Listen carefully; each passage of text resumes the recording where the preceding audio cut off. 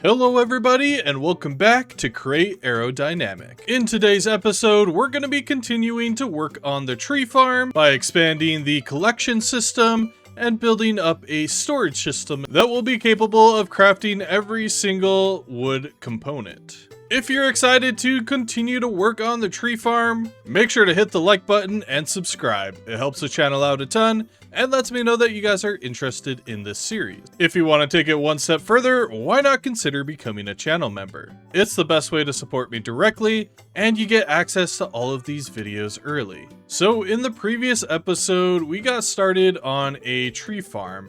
Now, in between episodes, I've actually continued to work on the tree farm, and I've added a few additional tree types here. So we started out with the oak trees over here, and those are growing in pretty good.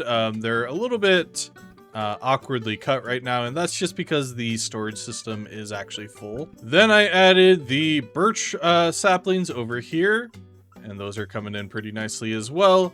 And I've just been working on adding a few more as well. So we have the acacia over here, spruce down over here, and the dark oak over here. So in the previous episode, I mentioned that we actually need to add these like sort of spaces here on the inside of the track. That way our drivers won't suffocate.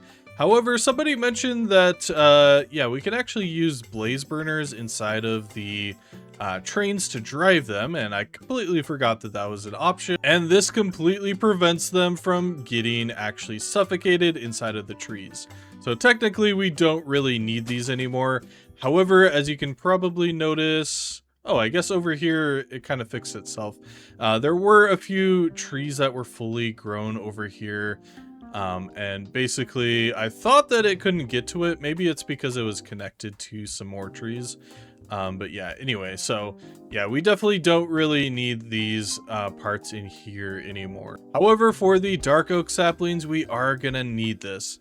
And that's simply because they can only grow in a 2x2, and we need a little bit of space in between each of them. Otherwise it sort of breaks and we don't get enough saplings. And you might also notice that we only have a single spot for our dark oak saplings right here.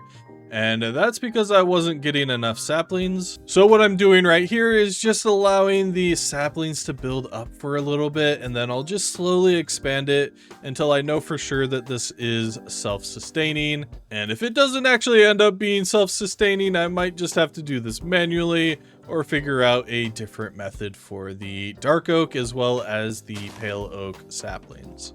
Alright, but enough about what I've done in the previous episode and in between episodes. Let's focus on what I want to get done today. So as you might notice here in this item vault, we have about 64,000 oak logs right now. And that's currently just sitting inside of this item vault. But what we want to do with this is actually move it towards a storage system. And I think I want the storage system over here. And it's really going to be more of a processing plant, and then in the future we'll actually ship it off to some sort of central system way over there by the coast. But what we want it to do right now is to auto craft each of the components for each of the different types of wood. So for example, obviously we're going to collect spruce logs, but we also want it to automatically produce spruce wood, stripped spruce logs, stripped spruce wood, spruce planks, spruce stairs, spruce slabs. I'm still considering if I want to have it automatically craft like spruce fences and fence gates, but honestly we can probably craft some of these other components manually. We aren't going to need a lot of them, especially with sort of the build style that we're going for. So I think leaving these up to be manually crafted should be completely fine. And obviously we're not going to automate all of the different chipped variants, as that would take up a ton of space and would take a really long time to actually get everything set up. So that'll take a little bit too long. And I don't think that we can automate these handcrafted ones. We possibly could, but we really don't need a ton of these because, yeah, we don't really use those. So I think what I want to do right now is to begin clearing out the area behind me, and I do want this facility to be fairly large. I'm thinking probably about to where the sort of the tree line is, render distance over there. Basically just taking up the length of this entire area right here. It will be longer than it is wide, so yeah, but we'll kind of figure out the details a little bit later on. But right now I just want to get focused on creating a little bit of a canvas on which we can actually get things started over here.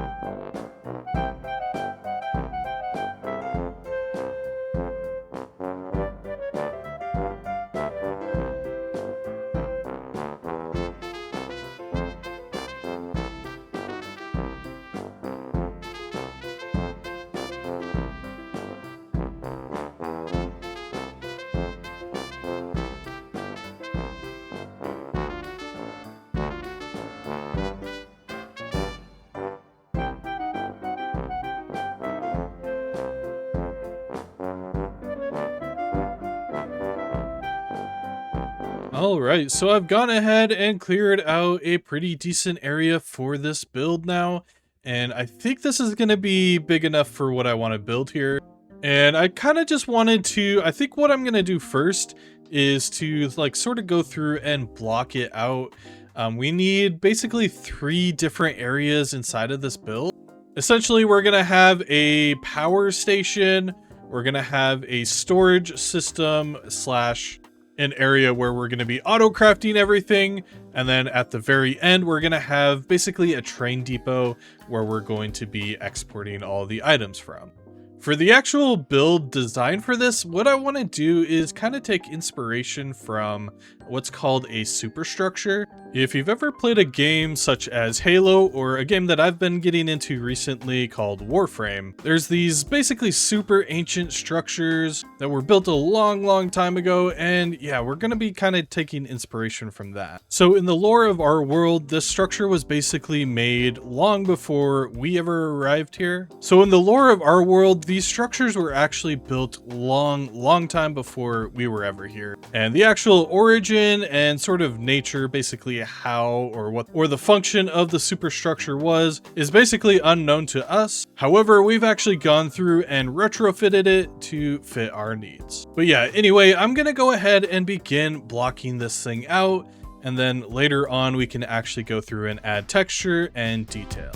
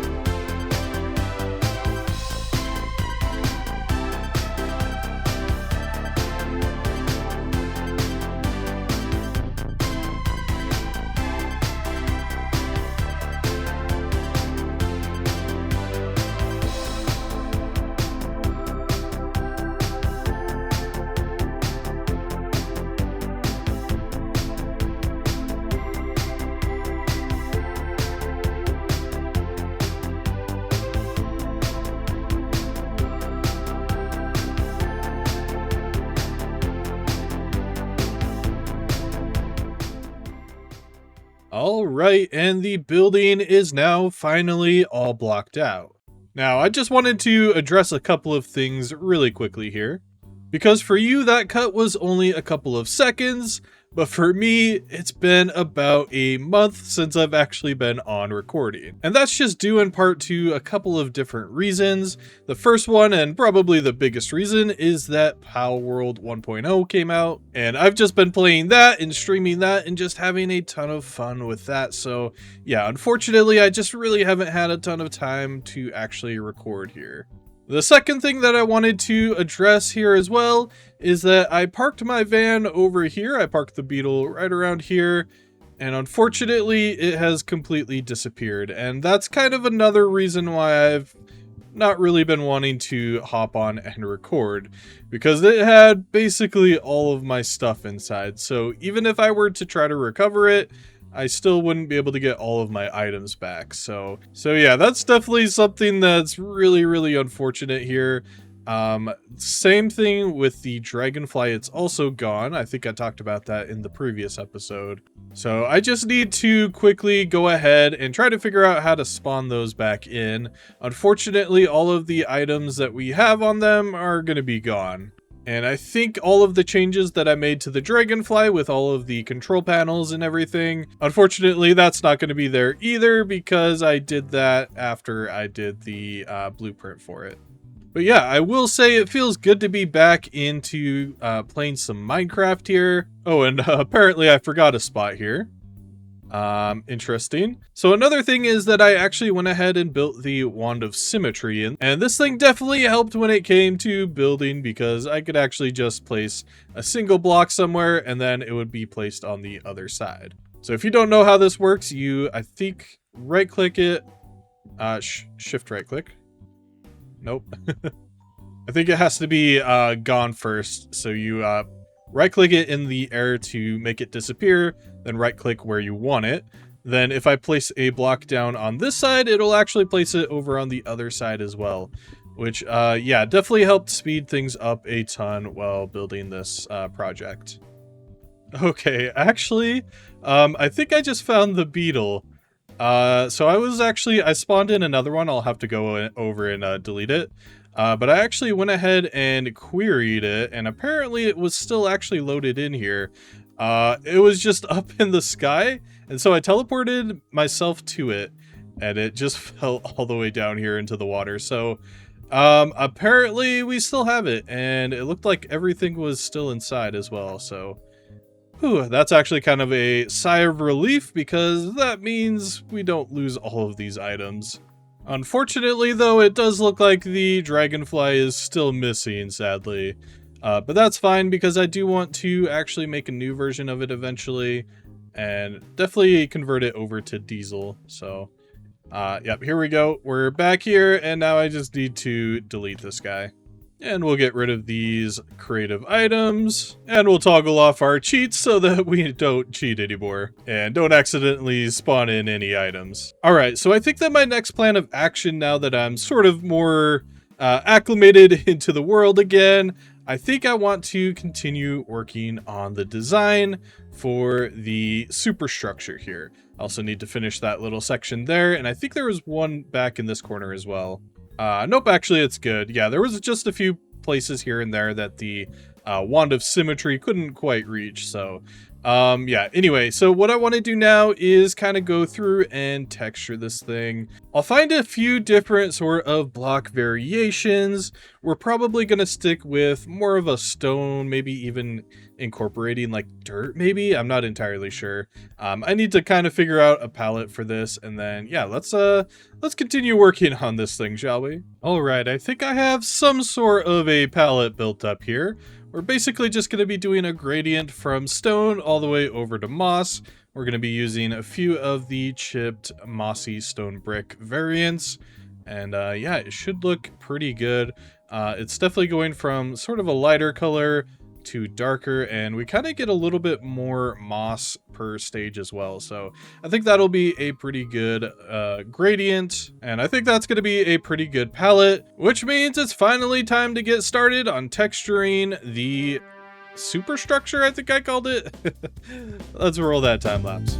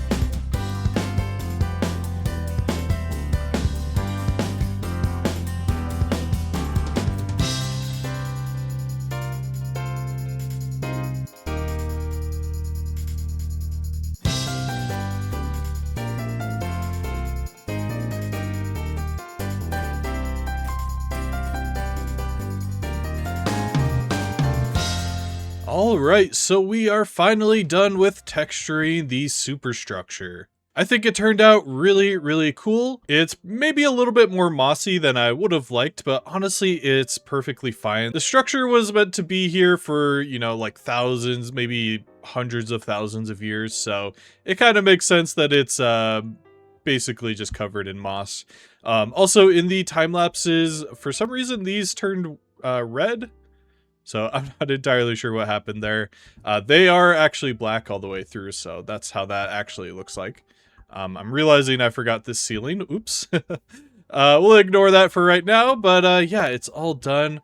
You didn't see it in the time lapses, but I did do this opposite side as well.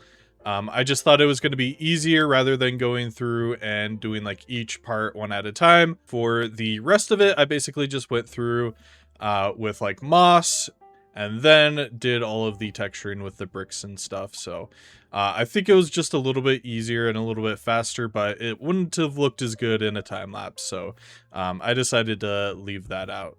I've also added these like little parts here where the moss has sort of overgrown into the cracks between the sort of levels of the space. Or I shouldn't say base, between the levels of the structure. But yeah, so I haven't actually been inside yet. So this is kind of the space that we're working with for at least this part up here. And I think this is where I want the power generation to be. Looks like we're probably going to need to light this place up a little bit more as well. And yeah, we definitely need to be very careful in this area with actually keeping it lit up, because it is made out of moss, which Enderman can actually pick up.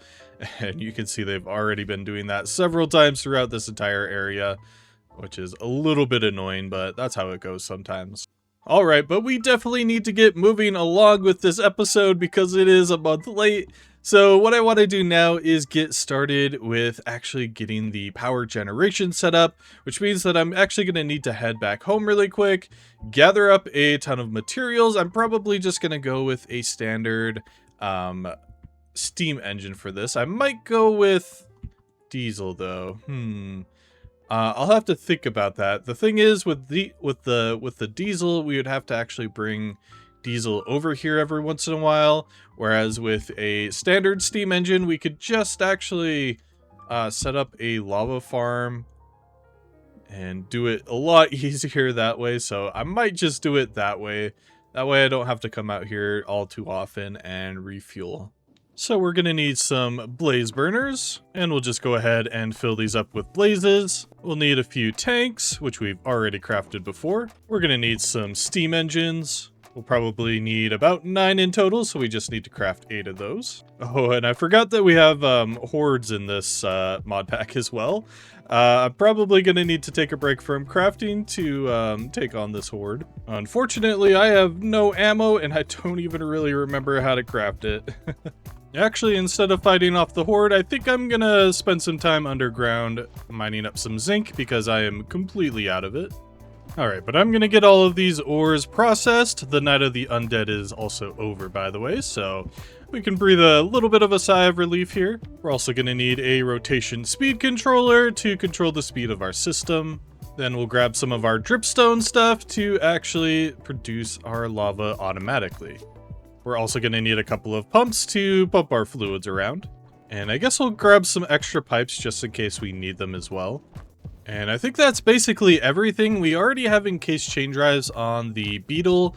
And I'm kind of just using this one as an inspiration for the one that we're going to be building. So I think we have everything for the power production now. So let's go ahead and go and build the steam engine. All right, so let's quickly build this thing. So I think I want our pipes down here. I should make sure that this is centered though. Yep, perfect. We'll just do a 3x3 of pipes with a 3x3 of blaze burners on top. And we'll do our fluid tanks all the way on top. We'll probably just use a stack maybe. Yeah, I think that's more than enough. Somehow it... Oh, okay. Somehow it has water already in it, and that's because of my backpack. I think I just need to stand close to this thing. Yeah, here we go. And we'll go pretty simple on the pumps. I think I just want to kind of just pick a random elevation here. I think that'll work. I want to make sure that I'm still using some of the same building blocks that we use around in this area. So we'll just do a little infinite water source right here.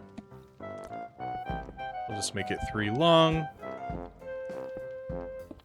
Like so, that should work. Then we can go ahead and get our water there. And we need to put the backpack down. Grab a bucket out from there. Here we go.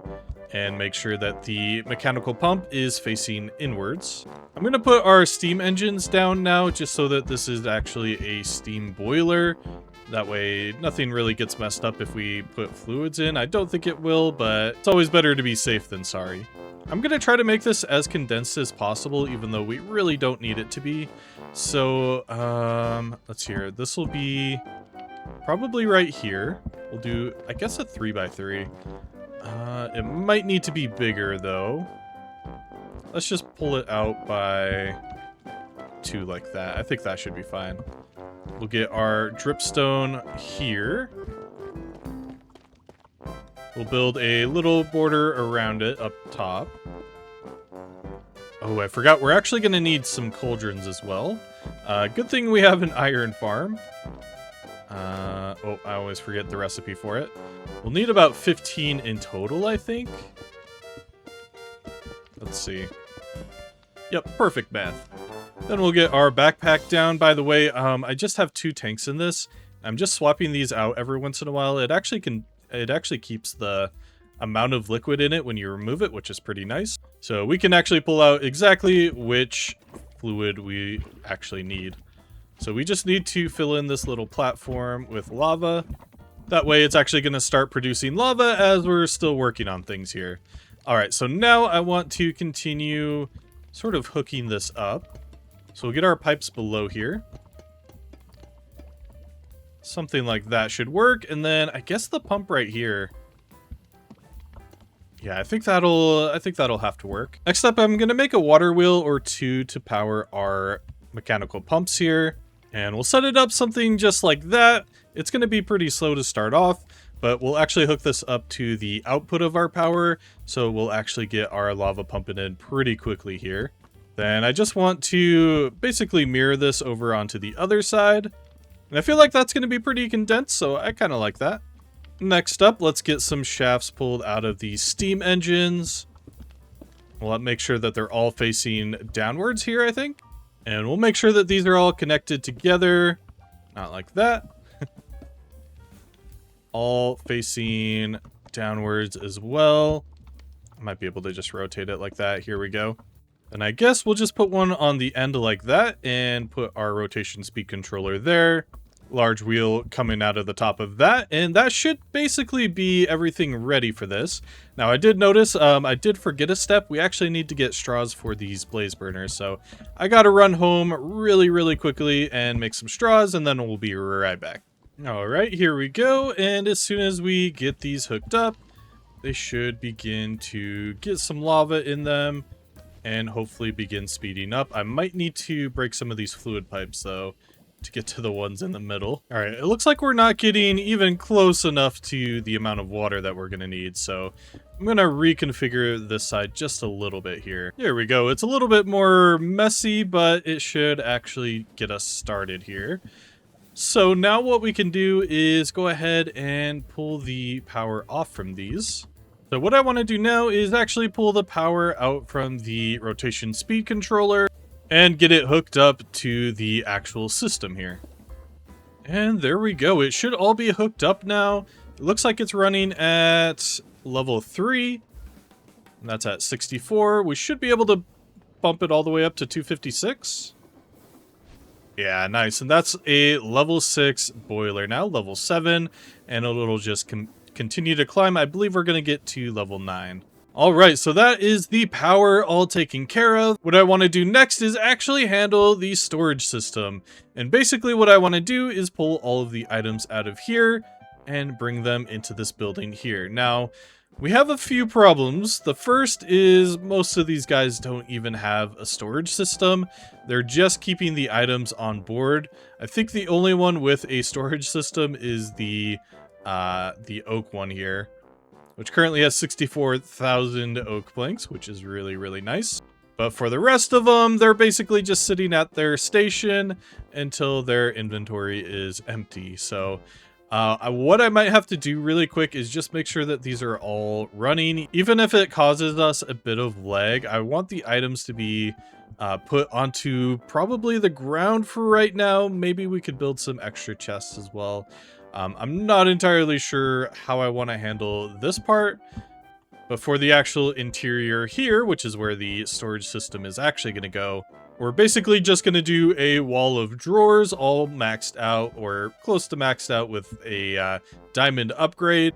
And I think we'll actually include the byproducts and everything else that we process afterwards, which we're going to be doing further down that way, over here as well. So maybe I have some thinking to do. Maybe I want this in a more centralized position. But I think what I want to do now is just get to planning and crafting up a ton of drawers. I'm also going to need maybe a few drawer controllers. We'll see how it actually ends up playing out.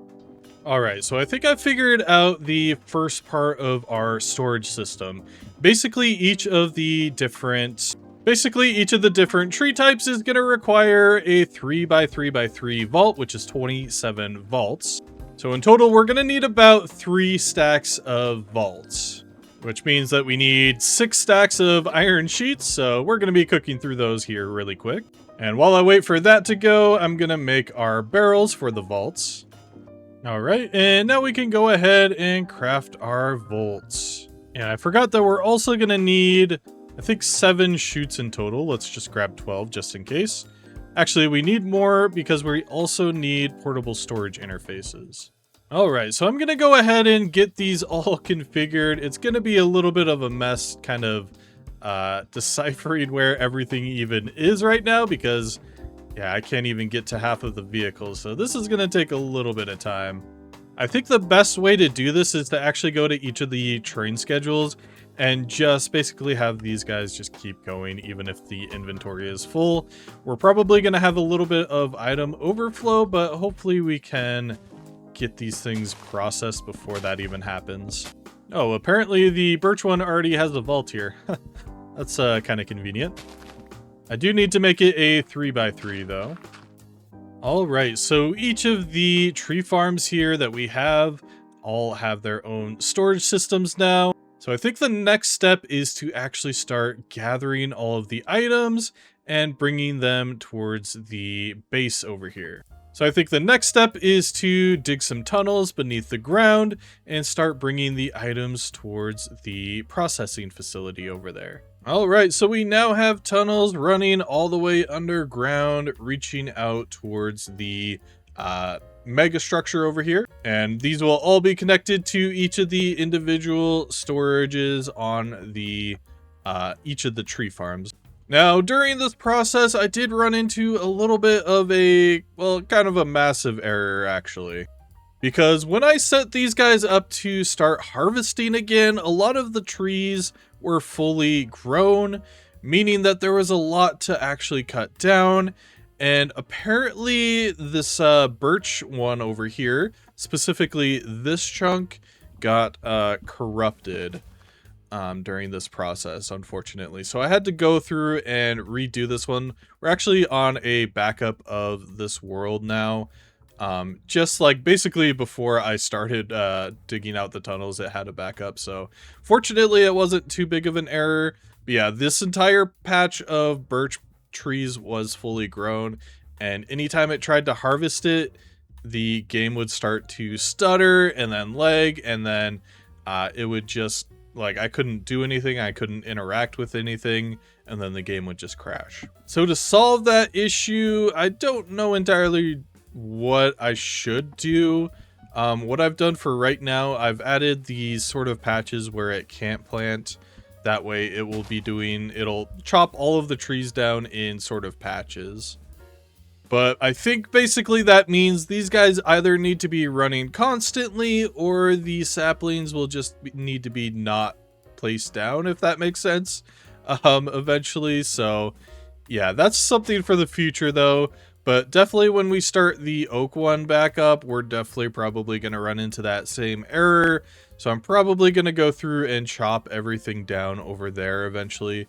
But for right now, what I want to do is to actually continue working on what I was doing, which is getting these systems drained out. So I don't know if I've talked about this yet or not, but I'm still kind of deciding on whether I want to use belts or water for transporting the items. Both have their own sort of advantages and disadvantages. I'm leaning more towards using water, but that does mean I'm going to need to go and harvest a ton of ice just so that we can move all of the items through here pretty easily. And then, yeah, we'll have to come up with some sort of collection system here at the end as well. Yeah, I think I'm going to go with that. I would also like to decorate these tunnels a little bit. At least get them cleaned up, but I don't know if we're going to have time for that right now.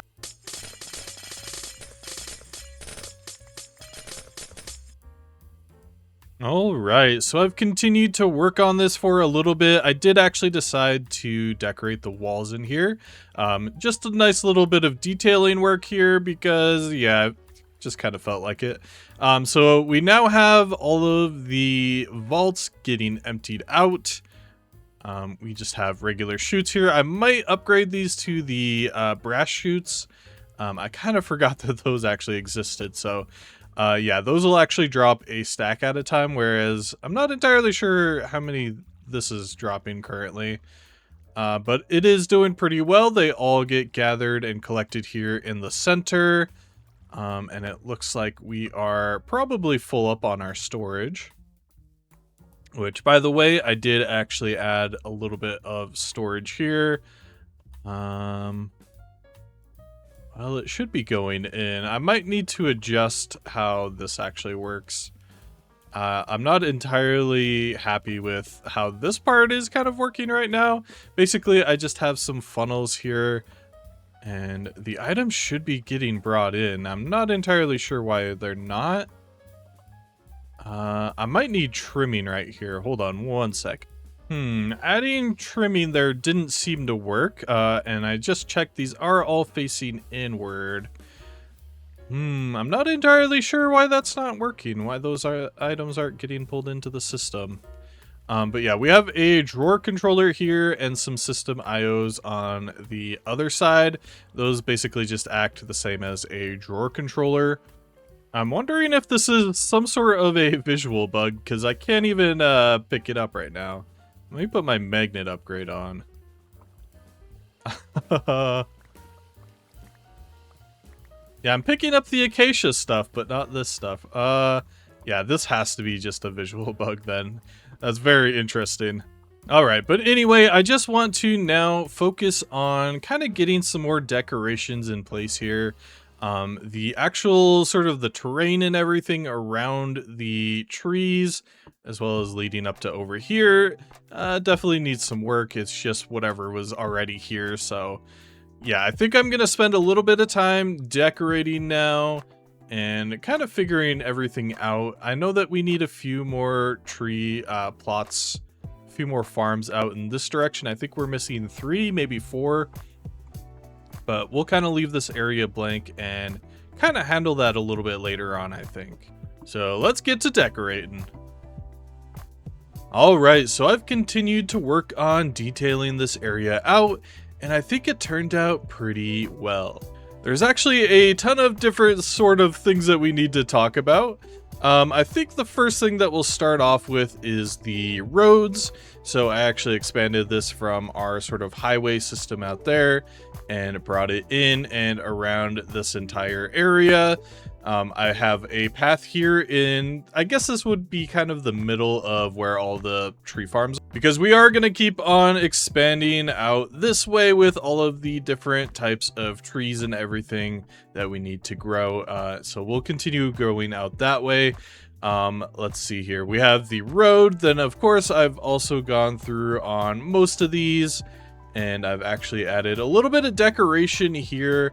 We have these stacked mossy stone bricks sort of scattered throughout here. Basically anywhere that we don't want the trees to actually be planted down, that's where we have the bricks. And then on the parts that we do want the trees to be planted on, we have these cut dirt columns, and wow, that hurt a lot. And these are supposed to just kind of resemble almost like a little bit of a grid pattern on which the machines can automatically plant it on sort of the center of these of the grids. And I thought it just looked pretty cool. It looks a little more automatic, a little more automated, I think. So yeah, that's kind of the reason for that. We've also added throughout this area a little bit more grass. I think I still need to go through a few of these other areas. But for the most part, we just have like a small amount of grass in some of these places where people like really wouldn't be going at all. I think in the lore, these are completely automated. So this entire area really isn't human run. It's more robot run. So yeah, anywhere that the machines don't go is probably just a little bit overgrown. But I think my favorite part of the detailing is actually adding the depth with the moss on the walls here. So basically what I did, I went through with a ton of copycat layers. I just realized this one's sticking out. I went through with a ton of copycat layers and just kind of stacked them up and just kind of went through and detailed it, I guess. It's kind of hard to describe. We just added a little bit of 3D-ness to it to make it really feel overgrown. Now, I did miss a few parts here and there, and that's because this part right here, I believe, was about 3 stacks of zinc. So it's very, very expensive doing this. We'll probably have to do this a little bit more later on when we have zinc automated, but for now, I think it looks pretty good. And of course, this has been running while we've been sort of messing around in the background.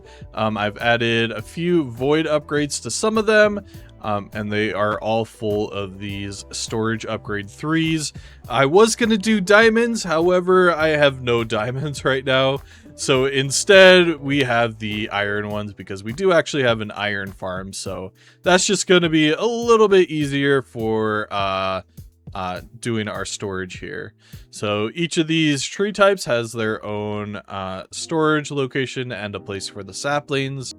Then some certain trees drop another item. They all drop sticks, I do believe. So anytime that we add a new tree type, I'll just add 3 drawers to it. Then we can have one that's like empty in case it has an additional drop, like apples, for example. Also, don't mind this wall of drawers behind me. Yeah, I might have made a few mistakes while filling up the storage. So yeah, that's something I'm gonna have to sort through in the future. Unfortunately, though, I am completely out of time for this episode. It's a little more than a month late now, so I do apologize for that. So I do think I'm going to leave things there for today.